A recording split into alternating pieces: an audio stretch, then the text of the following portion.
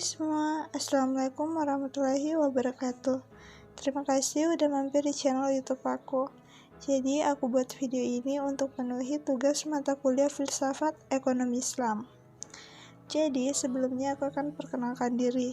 Perkenalkan, nama aku Herlis Hafrianti dari kelas Perbankan Syariah 2D, Fakultas Syariah dan Ekonomi Islam.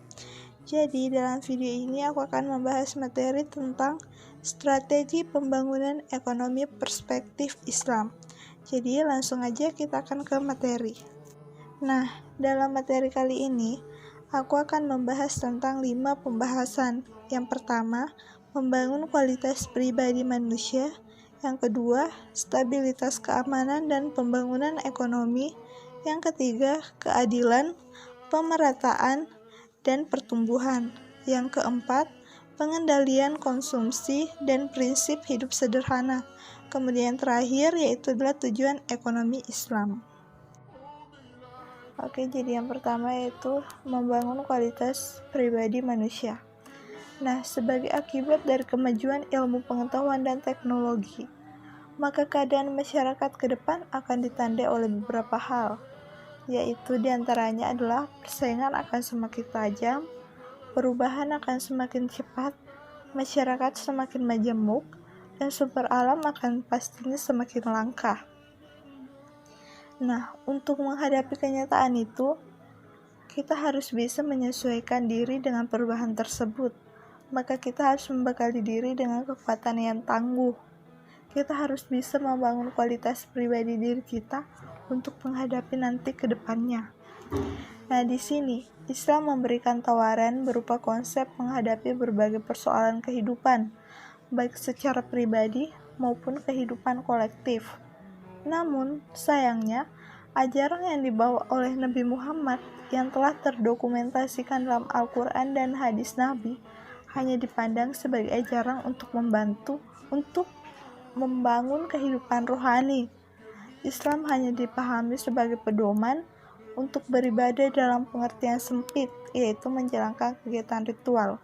Nah, di sini membangun kualitas pribadi manusia, selain untuk membangun kualitas pribadi diri kita sendiri, kita juga harus bisa membantu untuk membangun kualitas pribadi seseorang. Jadi, bukan hanya kualitas pribadi diri kita sendiri, tapi kita juga bisa membantu untuk membangun kualitas pribadi seseorang. Oke, kita lanjut ke pembahasan yang kedua tentang stabilitas keamanan dan pembangunan ekonomi. Nah, di sini penegakan hukum bukanlah penghambat pembangunan ekonomi, tapi justru menjadi motor penggerak yang akan mengarahkan proses pembangunan ekonomi yang adil dan beradab. Penegakan hukum akan memastikan terwujudnya keadilan ekonomi, persaingan sehat, dan pemerataan pembangunan di segala bidang, seperti pada pembangunan di bidang hukum.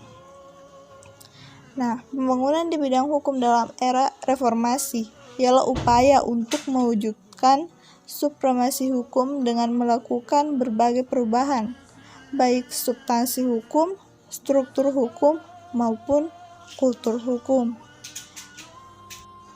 Seiring dengan menguatnya penghormatan dan penghargaan terhadap hak asasi manusia, kebebasan berpendapat di depan umum, maka masyarakat yang semakin kritis dan konstruktif melalui berbagai unjuk rasa menyampaikan aspirasinya dalam memberikan kontrol kepada pemerintah pada umumnya dan aparat penegak hukum dalam melaksanakan tugas-tugasnya menegakkan supremasi hukum. Oke, jadi lanjut ke pembahasan yang ketiga, yaitu tentang keadilan, pemerataan, dan pertumbuhan. Nah, di sini akan ada 3 poin yang akan kita bahas. Yang pertama, dalam hal keadilan. Nah, di sini keadilan secara harfiah diartikan sebagai memberikan kepada semua yang berhak akan haknya, baik pemilik itu sebagai individu atau kelompok atau berbentuk suatu apapun, bernilai apapun, tanpa melebihi ataupun mengurangi, tanpa melakukan pemihakan yang berlebihan. Setidaknya, dalam koridor konsep maupun premis Islam mengajarkan tentang keadilan jauh lebih dahulu sebelum kaum konvensional meletakkan prinsip-prinsip keadilan dalam ekonomi. Islam telah memiliki dasar hukum yang kuat dalam pengaturan keadilan dan keseimbangan antara hak-hak dan kewajiban, antara individu dan masyarakat, antara rohani dan jasmani, dan antara dunia dan akhirat. Kemudian poin yang kedua, dalam hal pemerataan. Masalah pemerataan merupakan suatu hal yang kompleks karena seringkali berkaitan dengan nilai-nilai sosial suatu masyarakat.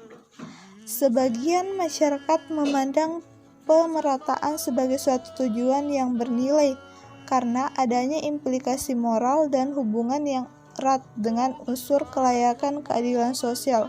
Selain itu, masalah pemerataan juga berkaitan dengan upaya pengatasan kemiskinan, sehingga dapat meningkatkan kesejahteraan sosial masyarakat. Oke, poin ketiga yaitu pertumbuhan ekonomi Islam.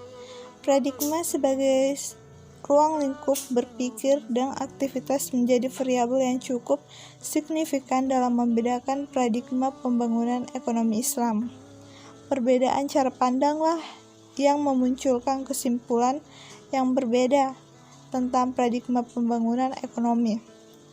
Nah, dalam konteks pemikiran landasan pembangunan konvensional hanya mendasarkan materialistis, sistem nilai dan etika yang ditawarkan oleh Islam berbeda dengan yang diusung oleh kapitalisme dan sosialisme.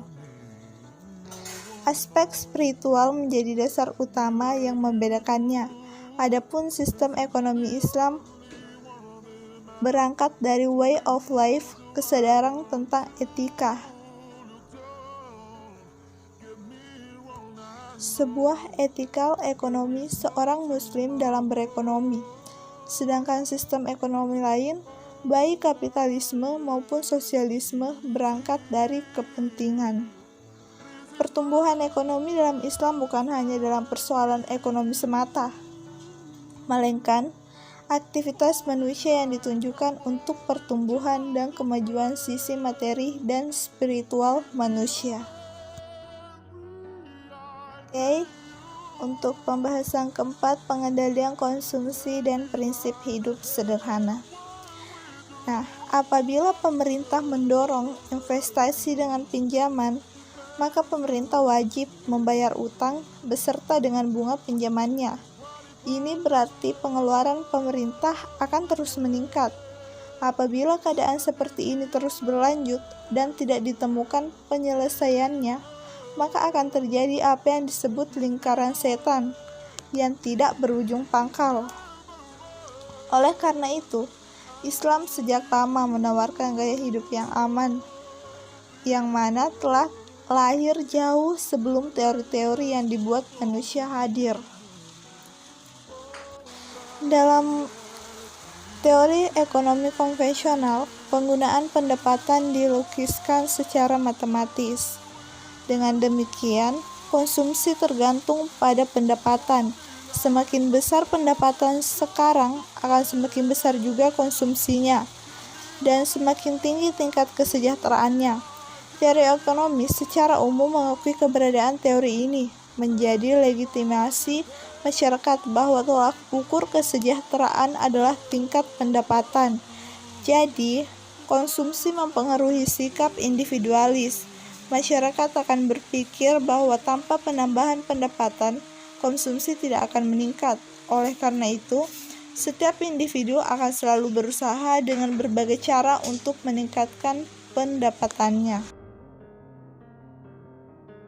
Oke, kita lanjut ke pembahasan yang terakhir, tujuan ekonomi Islam. Jadi, adapun tujuan ekonomi Islam yang pertama, pemenuhan kebutuhan dasar manusia, seperti kebutuhan papan, sandang, pangan, kesehatan, dan pendidikan bagi setiap lapisan masyarakat.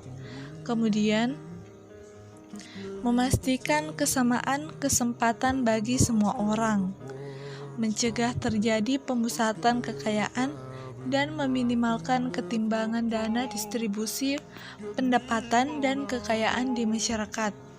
Kemudian memastikan untuk setiap orang kebebasan untuk mematuhi nilai-nilai moral.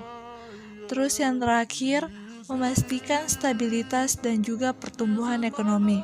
Jadi tujuan ekonomi Islam itu ada beberapa, namun saya hanya menyebutkan sebagian saja. Jadi terima kasih, mungkin penjelasan saya untuk video kali ini cukup sampai di sini. Terima kasih buat semua teman-teman yang udah nonton. Assalamualaikum warahmatullahi wabarakatuh.